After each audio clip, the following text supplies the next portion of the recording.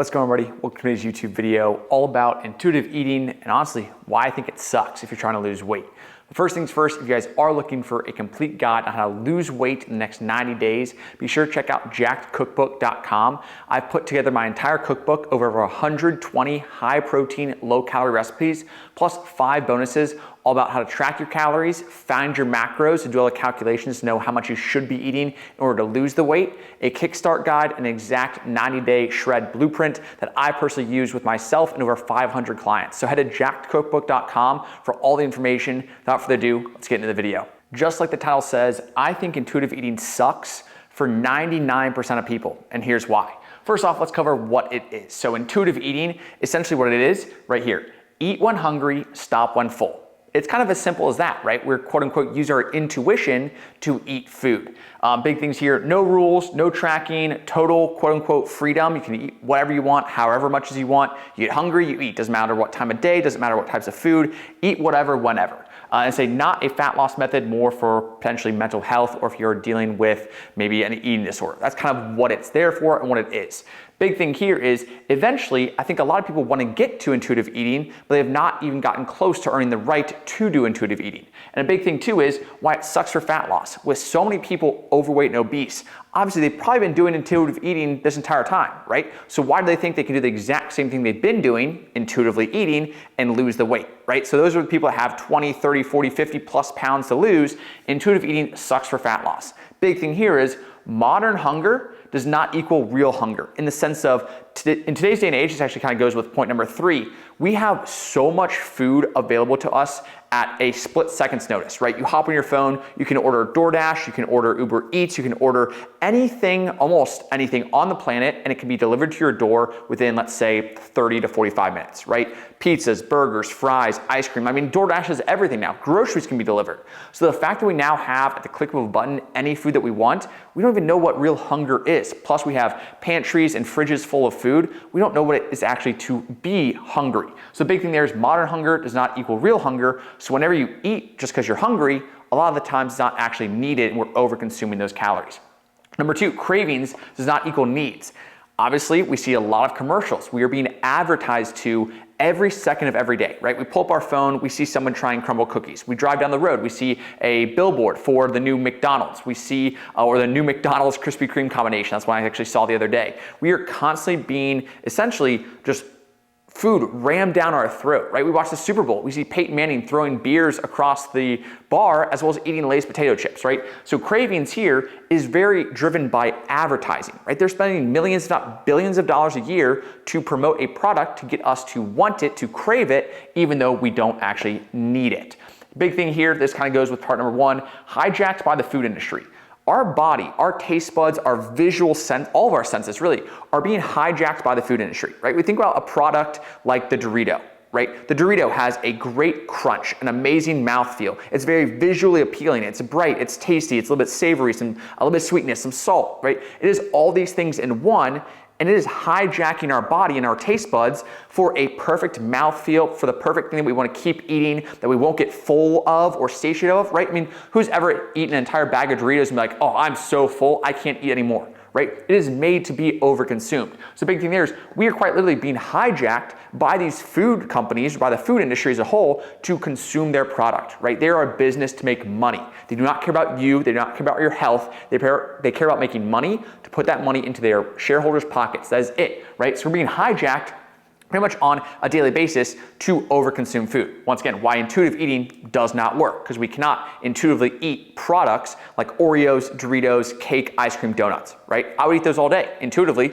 that's what sounds good. That's why I know my brain knows tastes good, that dopamine hit, right? Sugar, fats, carbs, all those things combined into one. Also, bad habits, right? I think this is something where there's probably not a single person on this earth, including myself, who's ever not used food to cope. Right? When we're sad, when we go through our first breakup, when we lose a friend, a family member, a bad day at work, stress, whatever it is, tired, we always have these bad habits of turning to food as a coping mechanism. Another reason why intuitive eating sucks, because if we eat when we're bored or tired or hungry, we're eating to relieve an emotion, not because we're actually hungry and need the food and fuel and calories. But when it does work, This is a big when. Eventually, it can work for everyone, but we need to make sure after we have learned about food awareness. Big thing here is we have to be aware of what we're consuming before we can just mindlessly eat, right? And even when we're quote unquote mindlessly eating or intuitively eating, we still have a good understanding and awareness around food. Number two, habits that get built properly, right? Can we deal with our emotions? Can we deal with work stress? Can we deal with life stress, kids, relationship stress in the right way rather than turning to food, specifically junk food that just makes us feel better for 4 or 5 minutes and leaves us guilty later on. Number three, maintenance mode. If you're not trying to lose weight, you're trying to maintain your body, that's probably where you want to be in order to do the intuitive eating. Very, probably almost no one or very few people can truly do intuitive eating and lose weight. And once again, this is geared towards people that are 20, 50 plus pounds overweight. So this is probably you. Like when you eventually lose all the weight, then you can maybe explore intuitive eating. So as far as what fat loss requires in order to actually get the results we're looking for, there's a couple things. So I kind of broke it up into 4 categories here. I have lots of videos on this. I can expand on this, but real quick, structure is the main thing, right? A plan for your specific goal and your specific situation, right? Are you someone that needs to lose 10 pounds, 20, 50? Are you someone that's in a rush to lose the weight, or can you take your time to do it? Do you have a deadline? Do you have other stress factors? Like, are you busy? Are you traveling? We need to come up with a good structure or program / plan for you going forward. Next is the execution or awareness and tracking, right? So we actually want to track our calories. Whether you've tracked in the past or you're new to tracking, you have to track your food. That's the only way to build awareness and an understanding around calories, protein, food volume, micronutrients, all that kind of good stuff. Then we take that awareness and tracking and we add a little bit more control and adaptation, or we have to learn to adapt, right? So basically change based on data. So when we collect this data here, tracking, this is food, this is body weight, this is workout steps. When we track all that information, then we want to say, okay, I have this information, what do I do with it? We want to adapt our program. We want to make changes to our lifestyle. We want to get back control of our eating. Maybe we're going from someone who's a grazer snacking all day to someone who's trying to have 3 structured meals, because we know that leads to a little bit more control, a little bit more fat loss results. Next, obviously number 4 is the results / progress, right? So as we start to see the results, we lose the initial 5, 10, 15 pounds. We're starting to see results, we're starting to get progress. And sometimes it does actually come back to when we see progress, we might eventually have to go back and adapt. So there might be changes along the way. You can't just do one single change and lose 50 pounds. You might have to make multiple adaptations or changes along the way. So that's what actually is required of fat loss. And then what you should do instead of intuitive eating and just kind of eating whatever you want, whenever you want until you're full, what we should do is first off, track to learn. And I think a big thing here, I wrote 70%, because 70% of America is overweight or obese at this point. And I would say 70% of those people, probably more than that, do not track their food and they do not know about food awareness. They might have a general understanding of kind of what's good and what's bad, right? Fruits and vegetables, good. Fast food, junk food, bad. But it can all be worked into a well-balanced diet. I still eat junk food. I still eat fast food.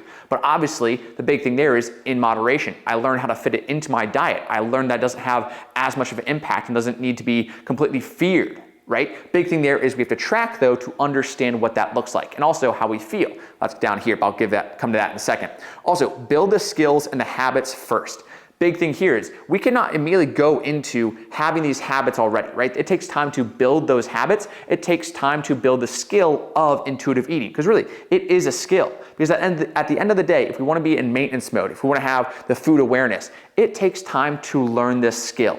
It is not something you just pick up or track for a week or so and then you're good to go, right? If you track for long enough, the funny thing is, the more you track, the better you get at not tracking, because you understand what 6 ounces of chicken looks like. You understand how full fruits and vegetables can make you feel. You understand different portion sizes and what you actually should eat towards your goal. So we have to build the skills and the habits first. Another thing, we should track. That should lead to learning. That should lead to adjustments. That will lead to thrive. So once again, tracking's key, not only for weight loss, but for learning in general. Then we learn about the different food groups. We learn about food volume. We learn about protein, micronutrients, all that good stuff. We learn how our body responds to different food intakes, calories, dairy products, all that kind of stuff, gluten. Then we make adjustments. So maybe we don't feel the best. So we learn, we adapt, and then we start to thrive. We start to find, okay, what works for us? Is it 3 meals a day? Is it 2 meals a day? Is it having a snack in mid-morning? Is it go ahead and doing some intermittent fasting? We start to learn how to thrive in our own body, in our own environment. Next, we have listen to our body alongside tracking, right? So this is one of the things we start to learn, right? How does our body feel when we eat whole, healthy foods? What does our hunger cues look like? What does our cravings look like? How can we best manage how we feel with how we eat? There's a lot of things that go along there. We have to be kind of in tune with our body in that regard. We have to pay attention to what we're tracking, but also pay attention to how we're feeling. What fills us up the most? Does our body respond well to things like fruits and vegetables? Or do we go ahead and want to stay more closer to like the whole carbs or more high protein, more high fats? Like we have to listen to our body as we go and make adjustments for each individual person.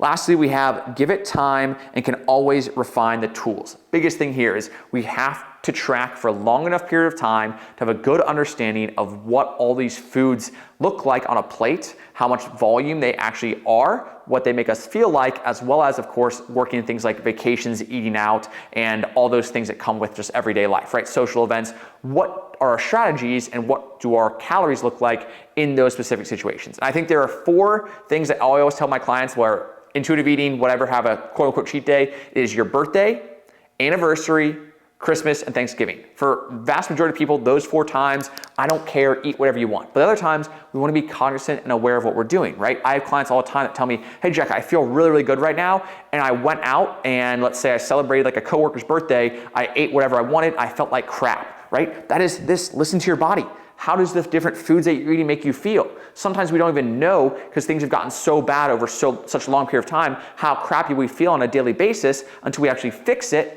And then we realize how crappy we used to feel. So biggest thing there, give it time. And also you can always refine your tools. I have been doing this for a long time. I've coached over 500 busy professionals. I've worked with loads of different guys in different situations, guys, girls,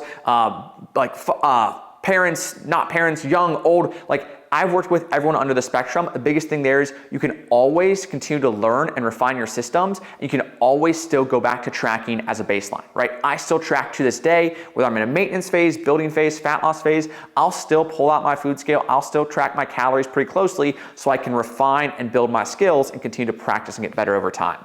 But as far as intuitive eating goes, I do think it is a good end goal for a lot of people, right? Get to that thrive point, but it takes a long time. It takes a lot of effort. And for the most part, intuitive eating sucks for the vast majority of people until you have built up that skill, built up those habits, have a good relationship with food, with understanding how your body responds. I do think it's still a great goal to aim for. What I work with all my clients to aim for is that intuitive eating aspect, but it doesn't come easy. And for the most part, it sucks for 99% of people that are trying to lose weight, and it sucks for fat loss. I do not recommend it for fat loss. We gotta track, we gotta have a plan.